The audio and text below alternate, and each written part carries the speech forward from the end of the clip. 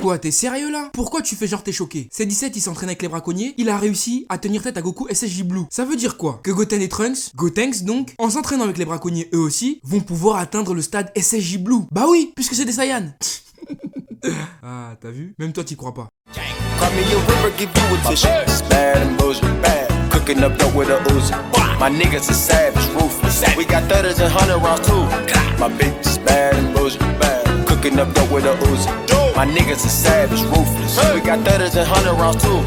Ohio Minna, ici Afro, j'espère que vous avez la pêche car moi c'est le feu. Et aujourd'hui on se retrouve pour la review de l'épisode 94 de Dragon Ball Super. Bon, avant de commencer, je tenais à vous prévenir que je vous ai laissé un sondage qui va s'afficher ici, où je vous demande si vous aimez les jeux RPG ou pas. Moi j'adore ça, donc du coup j'aimerais bien vous en proposer, et sur ma chaîne principale, et sur ma chaîne secondaire. Ça va arriver incessamment sous peu. Donc du coup j'aimerais avoir votre avis pour savoir si vous aimez bien ce type de vidéo, où on joue à des jeux de type RPG. Voilà, aparté fini, revenons à Dragon Ball Super. Bon, clairement l'épisode est bien mieux que celui de la semaine dernière. Ah oui, clairement mieux. Et c'est ça qui m'énerve avec Dragon Ball Super en fait. Tu sais jamais sur quel pied danser avec eux. Soit ils te vendent du rêve, soit ils sont capables de te détruire toute ton enfance. Ah oui, clairement, ils ont pas de juste milieu. Et ça commence à devenir pesant à la fin. Parce qu'à la fin de Dragon Ball Super, qu'est-ce qu'on va pouvoir dire? Parce qu'on va pas se mentir, on l'attend tous. Cette fameuse question, est-ce que DBS sera meilleur que GT? Pour l'instant, sans te mentir, hein, pour moi GT est au-dessus. Voilà, je te le dis, je m'en bats les couilles si t'es pas content, je te le dis. Pour moi GT pour l'instant, il est au-dessus. Pas de beaucoup, mais il est quand même au-dessus. Et le grand bilan final de Dragon Ball Super, c'est est-ce que Dragon Ball Super va dépasser GT? Ça, c'est une affaire à suivre. Tout d'abord, concentrons-nous sur l'épisode. Pourquoi l'épisode marche? En grande partie à cause de Frieza. Ah oui. Attention, j'ai pas retourné ma veste. Je te le dis, qu'on soit clair. Je suis pas une pédale, je suis pas homophobe, t'inquiète. Mais je ne vais pas retourner ma veste. Tout simplement car je pense toujours que Frieza est surexploité. C'est pas que j'aime pas le personnage, c'est l'un de mes personnages favoris. Je l'adore. Mais ça me fait chier de le voir encore une fois exploité. Voilà. Mais cela dit, dans cet épisode, il a fait incroyablement bien son travail. Sa relation avec Goku est tout simplement extraordinaire. Sincèrement, hein, la relation Goku-Frieza est l'une des meilleures relations protagonistes et antagonistes du manga. Bah oui, ose me dire que la patate dans le ventre de Frieza t'as pas mis des frissons. C'est un fou. Le type il vient de se faire ressusciter des enfers. Première chose qu'il fait, c'est mettre une putain de patate dans le ventre à son ennemi. Même ennemi qui n'est pas en reste et qui lui en refuse une juste après. Et rien que ça se punchline. Oh là là, mais c'était beau. Mais c'était extrêmement beau. J'ai surkiffé. Et dans un sens, durant l'épisode, on peut comprendre pourquoi Frieza il a envie de se défouler. Souvenez-vous, il a pété un power-up. Il s'est quand même fait niquer. Il est retourné dans l'enfer qu'il déteste plus que tout au monde. Là, il revient à la vie. Qu'est-ce qu'il a envie de faire? C'est niquer des darons, passer toute sa rage. Et pour moi, c'est normal qu'il a enchaîné Goku. C'était pour bien lui dire, hé, écoute frérot, moi je suis pas ton pote, crois pas on va être amis. Hein. Si je pouvais te niquer ta grande sœur, je l'aurais fait direct, mais je peux pas. Donc tiens une petite patate, comme ça tu te rappelles bien c'est qui le boss ici. Ah oui, non, c'était beau,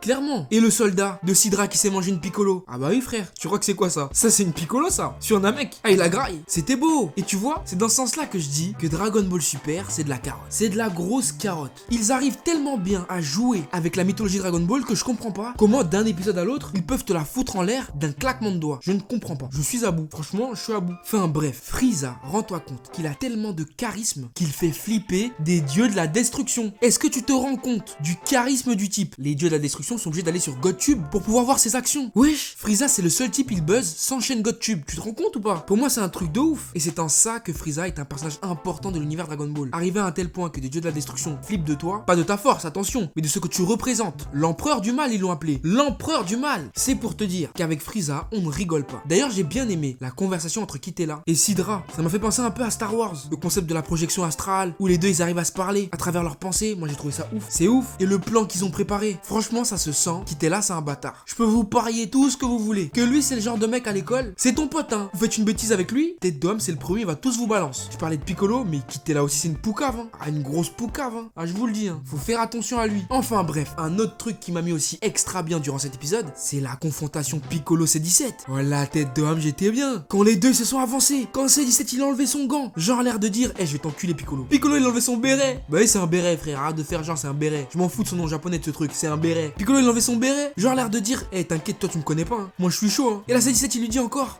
toi tu me connais pas frère, c'est toi qui me connais pas. Moi je nique des SSJ Blue cousin. Ça m'a mis extra bien. Le serrage de main de ces hommes dur et thug. Non, ça m'a mis bien, ça m'a mis bien. Clairement, j'ai adoré ce passage court. Et en plus, avec Gohan qui en rajoute en disant il faut laisser nos différents de côté et unir nos cœurs pour pouvoir gagner le tournoi. Et avec Vegeta en arrière-plan qui rajoute je m'en fous, moi je suis pas votre pote, je vais les niquer tous tout seul. Qu'est-ce qu'il y a? Frère, ça m'a mis bien. C'est extra bien. Tu vois, là, ils ont encore joué avec un élément de Dragon Ball Z tellement bien que si t'es fan de Dragon Ball Z, t'es obligé d'avoir kiffé ce moment. Ah oui, frérot, je te le dis. Piccolo et C17, ils se respectent. C'est pas juste des simples ennemis. Piccolo a conscience de la force de C17 et C17 de celle de Piccolo. Du coup, quand les deux se revoient après tant d'années, un serrage de main oblige. Ah oui, j'étais bien. Et sinon, le moment où j'ai failli pleurer durant l'épisode, c'est quand Muten Roshi s'est entraîné. Ah frérot, je te le dis. Encore une fois, ils ont géré la Toei. Car on a très rarement vu, voire quasi pas du tout, l'entraînement de Roshi chez Karine. Et là, le fait de nous le remettre, comme ça, Muten Roshi qui s'entraîne chez Karine, et à la fin le petit speech de Karine en disant je lis dans les pensées mais je voulais t'entendre le dire, que tu voulais t'entraîner ici, ça m'a fait du bien. Ah oui, j'étais bien. Mais j'ai eu peur. J'ai eu un coup de flip, frérot. Imagine juste une seconde, ce passage-là est fait exprès pour nous dire que Tortue Géniale va peut-être mourir durant le tournoi. Oh mon dieu, je veux pas y croire. Oh non,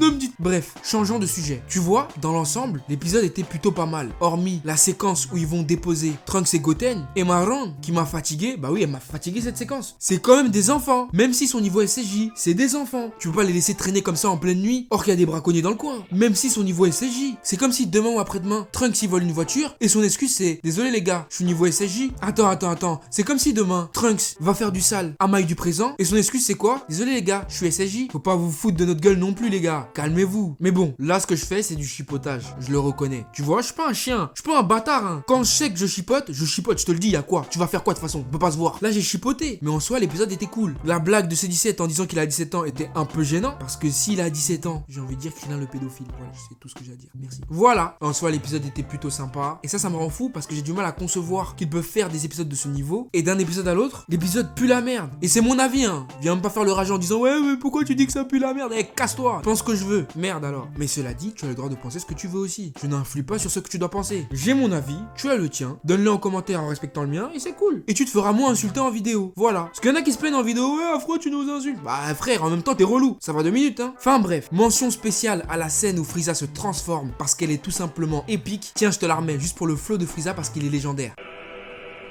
Frieza! おや、逃げるおつもりで？今回ばかりは時間がねえかんな。だったら時間をかけなければいいんじゃありませんか。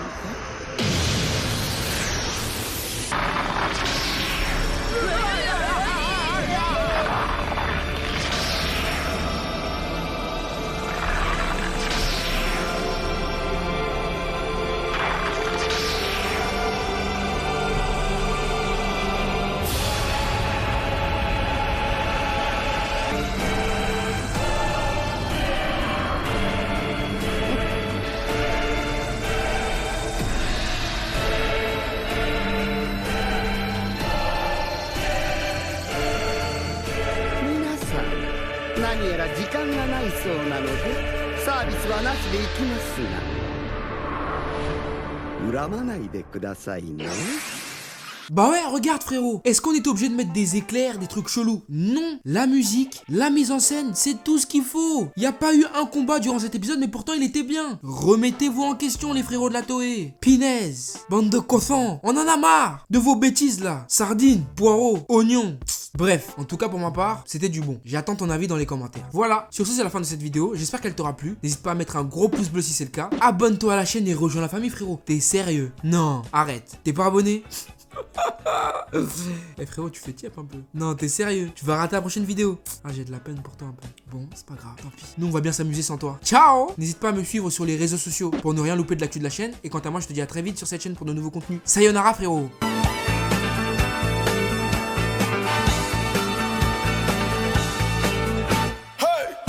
Raindrop, drop top, smoking, no cooking, the hot pot. Fucking on your bitch, yeah, that. Cooking up dope in the crock pot. You came from nothing to something, nigga. I don't trust nobody.